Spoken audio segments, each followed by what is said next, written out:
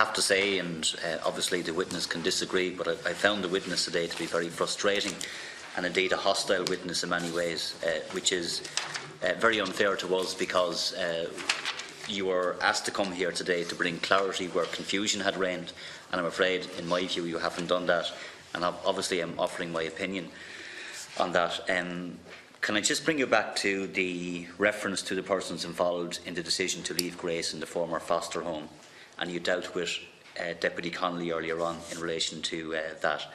I want to bring you back, with respect to Mr O'Brien, to the actual question that you were asked on the 2nd of February. But before I bring you back to that, can I ask, prior to you coming into the Public Accounts Committee on the 2nd of February, had you read the Devine report? Yes, I had. You had, okay.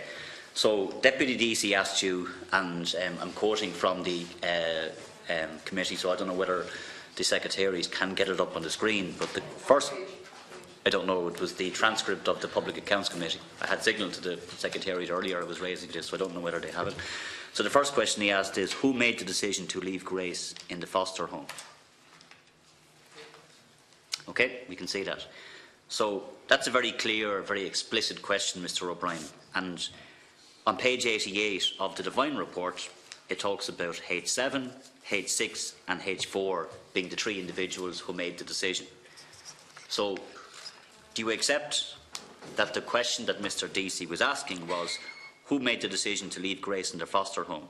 And then he asked about the whereabouts of those individuals who made the decision, and whether or not they were still within the public service. And the Devine report talks about H7, H6 and H4. So do you accept that in the first instance? Just repeat the essence of the question for me, because I was looking at that and looking at this and trying to listen. I may not have got it correctly, I'm sorry. Mr DC put a very straightforward, explicit question to you. Who made the decision to leave Grace in the foster home? And then were those individuals still working within the public system? And when you look at the Devine report on page 88, it references 3 individuals, H7, H6 and H4, having made the decision.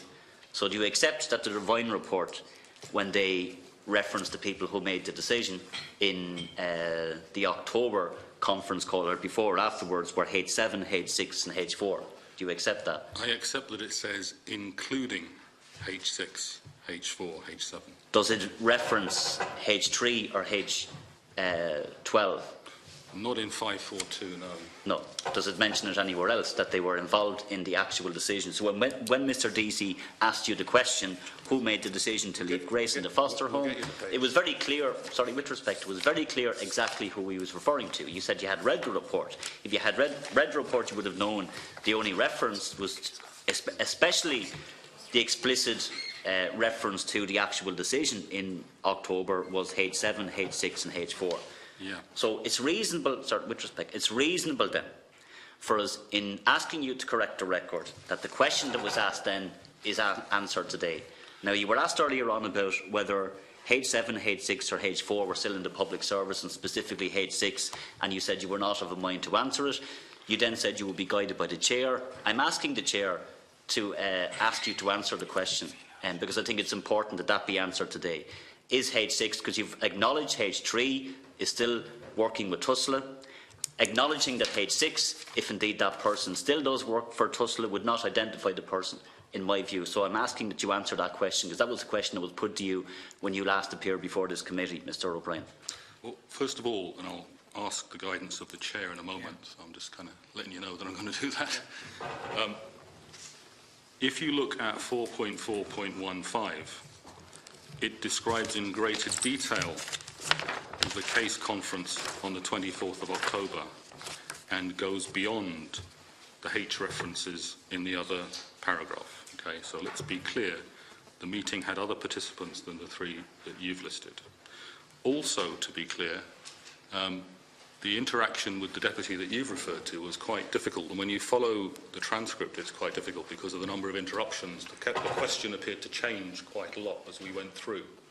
I was very mindful of that when rereading the transcript.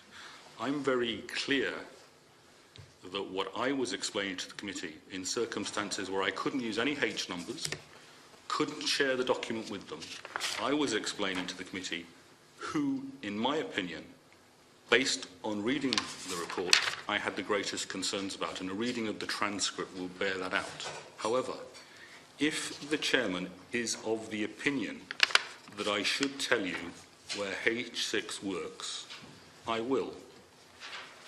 Well, I'm asking that you do that. I'm asking if the chair will allow you to do that. Yeah, exactly. Once you don't disclose the person's identity, that's the overriding instruction. I'm not asking for a rank or name. We're just simply asking, is that person working for an agency of the state? And what is that agency? Yeah, still in the public service. Yeah. Based on, outside of the HSE. Yeah, but based on the chair's guidance, I'm happy to answer the question, which is that the individual is currently employed in Tusla. The individual denoted in the reports as H. And this is H6. So is it also correct, Mr. O'Brien, that H6 made an added intervention in 2001 in respect of Grace being in a foster home? What is that? What are you referring to now? I'm asking that, are you aware? Are you referring to the Divine report? Yes, and I'm asking you, are you aware that in 2001 that H6 made an added intervention in relation to Grace's presence in the foster home? Can you assist me with the section of the Divine report? I don't know whether it's in the Divine report. Is it page 38? Page 38, paragraph 4.6.14. Page 38. 38, paragraph 4.6.14.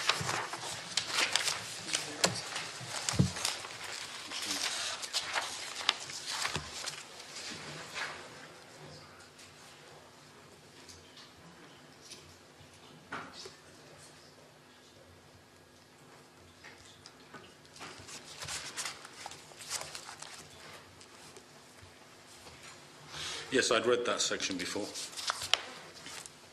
And that's not the question I asked. The question I asked is, were you aware? Because I asked you the question, you said that you asked me to further clarify it. I'm asking, is it the case that this individual, H6, made an added intervention in 2001?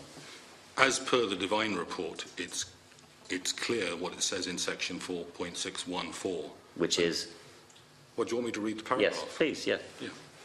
H14 convened a professionals meeting which took place on 22nd February 2001 and which was attended by a range of professionals including the previous, there's a redaction, H6, who would have been involved in decision making around SUI in 1996.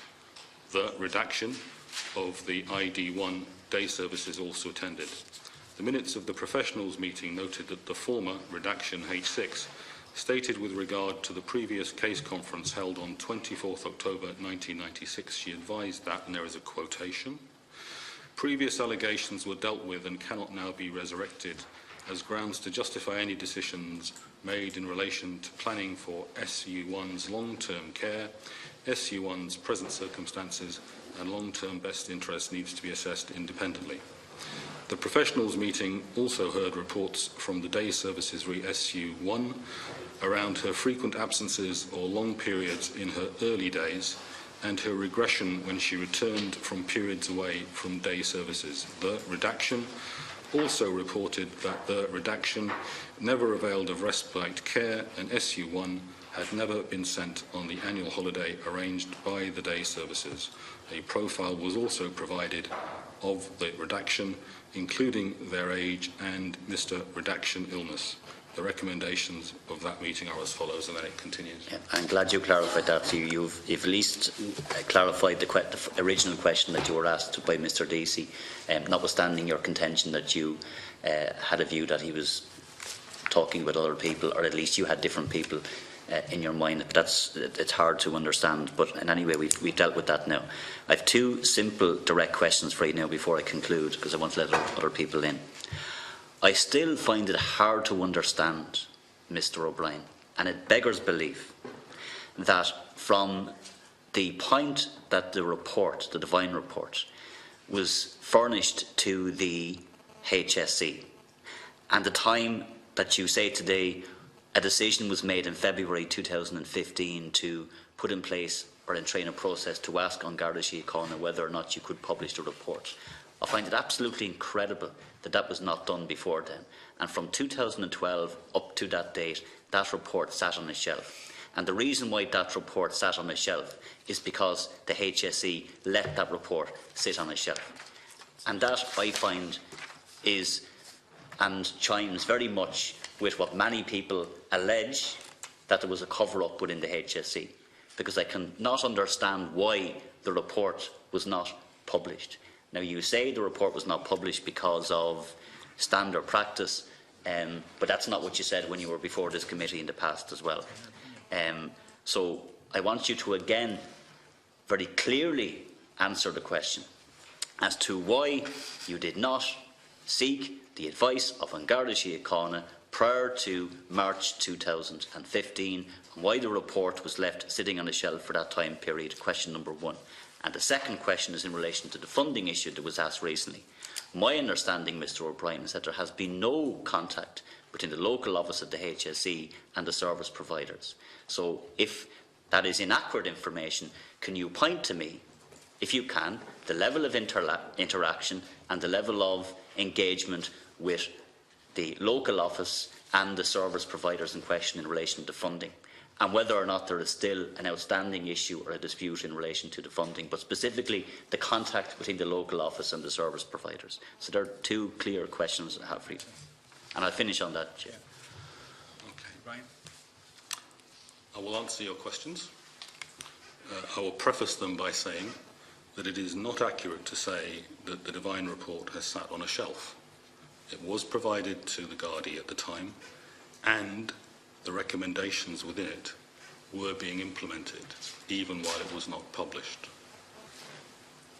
As I have told you earlier, in relation to the period before the approach to the Guards in February 2015, the HSE was doing exactly what it had previously done and the health boards had previously done in situations where there were live Garda investigations. And it is often described as first principles, that you wouldn't expect to be publishing reports which could have an adverse bearing on a Garda investigation. I would also remind you, if I may, of the extracts that I quoted from the Dignam report, which described that approach, particularly in the context of the advice that was received, as a perfectly reasonable approach. Also put forward the view that if any earlier request for the written advice of the Garda Síochána had been made, it is reasonable to suppose that exactly the same response would have been received. When I gave evidence here in 2016, I was referring to the reality, which is documented, that from the point at which I initiated proceedings to get the formal advice of An Garda Síochána, they were strongly objecting. Can I make to one the point? publication of the report. And I do want to leave you answer the question. You cannot, with all respect, due respect, Mr O'Brien, offer up as an excuse as to why you did not contact An Garda Síochána prior to March 2015, the excuse that, well, if we had have asked, they would have said no. You did not ask, and that's the point. Yeah. To be clear, and I need to be very direct with you through the chair, please do not accuse me of offering up excuses that I have not offered up. I was very clear about the reason why contact hadn't been made, and I've been very clear that it hadn't been made. To quote from a distinguished senior counsel commissioned by the Minister of State to review into these issues. You say in your opening statement. Finish your sentence. And to cite what he says is not offering excuses. That's your opinion. No. It is wrong of you to accuse me of offering excuses when I am offering facts. You're not offering facts, with respect. I am offering facts. No, you were not. You were offering. Through the chair. What the witness is doing, with respect, is offering his view as to why he did not contact An Garda Síochána. And he says, and it was his words, that one of the reasons was that if I had have asked, and he cites then references to a third party, that if I had have asked, they would have said no. What I'm simply saying is that that is an excuse because you didn't ask. And if you had have asked, then you might have got a different outcome. We'll never know that. Equally, when we did ask, we know what the outcome was. Yeah, that's 2 years of solid opposition to publication, and the reports have only been published in circumstances where the guards have signed off on redacted versions. So even now, even today, post-publication, the HSE still has not published reports in circumstances where the guards have maintained a position that they shouldn't. So let's be clear. If you want to go backwards, let's go forwards. Oh, I'm the not reality going backwards at all. When we asked... I'm not the one that's obfuscating. I'm not Chair, the one that Deputy, has Chair, landed us in a situation where you're back here today. I wasn't even a member of the committee. Through the Chair. It may suit the deputies. Sir Brian, through the Chair. It may suit any particular deputy's line to suggest I'm obfuscating. I would ask the Chair, have I cooperated? Have I fulfilled the invitation that you sent to me? You have what the committee requested 2 weeks ago. Thank you, Chair. On the transcript. However, what I did make clear early on is if any member of this committee or this committee is not happy with the answers we're receiving today, we will pass and make our views known directly to the Commission of Investigation. Like we all know, today is not the end of the process. The real process is actually about to commence. So what's on the record is on the record, and committee's views. And all I'm saying is this, because the witness can have whatever opinion he wants and whatever view he wants, and he can state whatever he believes are facts. I'm entitled to my opinion, and I put my opinion. And if the witness can now answer the second question that I put, which was in relation to the levels of contact, if any, between the local office and the service providers in relation to their funding. What I said earlier to, I think it was Deputy Murphy or Deputy Connolly, forgive me if I'm confused, was that at the time I had asked the local office to engage in relation to current funding issues. I cannot tell you what they have or haven't done in the intervening period. I will be receiving the Deloitte review and acting upon it. Given what you've said to me, I will also ensure that we look at the intervening period.